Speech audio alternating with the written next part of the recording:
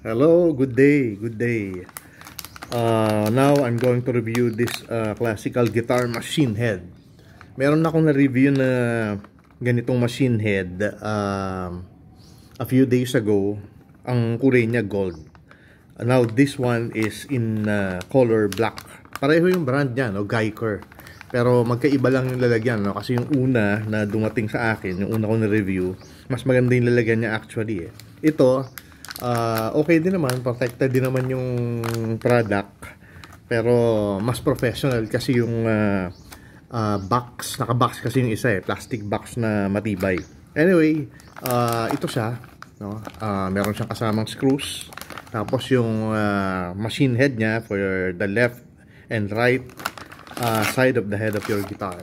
Ngayon, i-open ko siya para makilatis natin, magkaroon tayo ng quick review, makita natin yung kalidad niya.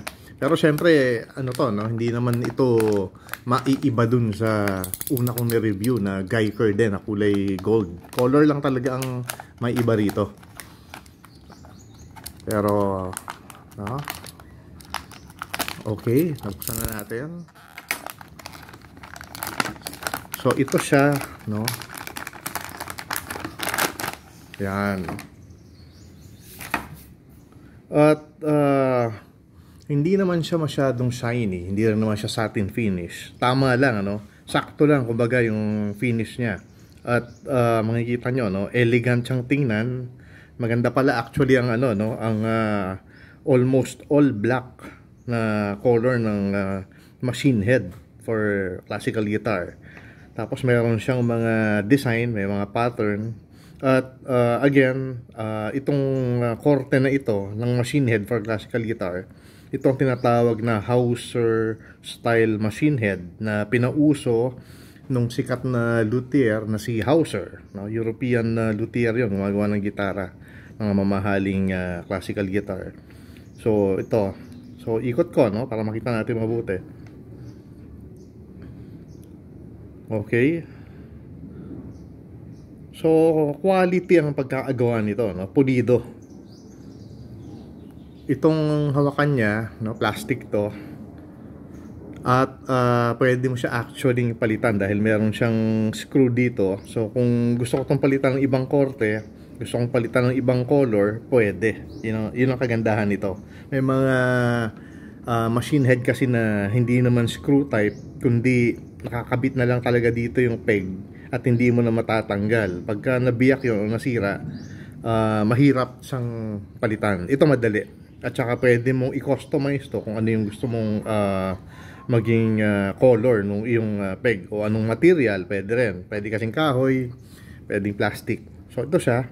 At kagaya nung una kong ni-review na Geiger M808 classical guitar machine head, 18:1 din ang gear ratio nito. So, ang normal kasi sa classical guitar ever since is 14:1 gear ratio. Ang ibig sabihin, 14 yung ngipin. Pero ito dahil 18:1 gear ratio, 18 ang ngipin nitong gear na to na nakakabit dito sa worm gear. Pag inikot ko to, ang ibig lang sabihin din nun, kailangan ko siyang i-turn ng 18 ikot para makagawa ako ng isang buong ikot, isang buong revolution. So, 18 para itong butas na to umikot at mapunta uli dun sa lugar na yon. Yun lang ang ibig sabihin. And maganda siya, no? Dahil once again, kagaya nung una kong na-review, meron siyang ball bearing dito sa dulo. So, pag kinabit ito sa head ng gitara, sa headstock ng gitara, no, nakaganyan, may iipit yan eh, nakaganyan, tapos tutornilyo rito. Pag tinono ko yung gitara, o nagkabit ako ng string, hindi ito magkakaroon ng masyadong friction, na kagaya ng iba na walang bearing dito. Kasi nangyayari, meron ditong kahoy na nakaganyan. Pag inikot, yung kahoy na yun tumatama dito sa spindle na to. Ngayon, dahil meron itong bearing, very smooth yung magiging ikot niya. Dahil nakaganyan siya, no? Parang kumahal, nakaipit na ganyan. So, pag inikot mo siya, ito lang yung gagalaw. Ito steady pa rin kasi naka-bearing nga siya eh. So maganda, maganda. So yun lang guys, no. Very quick review lang to. Okay naman, no. Ibig sabihin satisfied ako dito sa nabili ko na to. Sa quality niya versus yung kanyang price, no. Ilalagay ko na lang sa comment yung link kung saan ko ito nabili. Pero ito ay nabili ko lang ng less than 1,500 pesos. Okay, swabe naman kahit papano. At magiging mas swabe pa to kapag nilagyan ko to ng langis or grease, no, para mabawasan yung friction later on. So, yun lang, no. So, thank you for watching.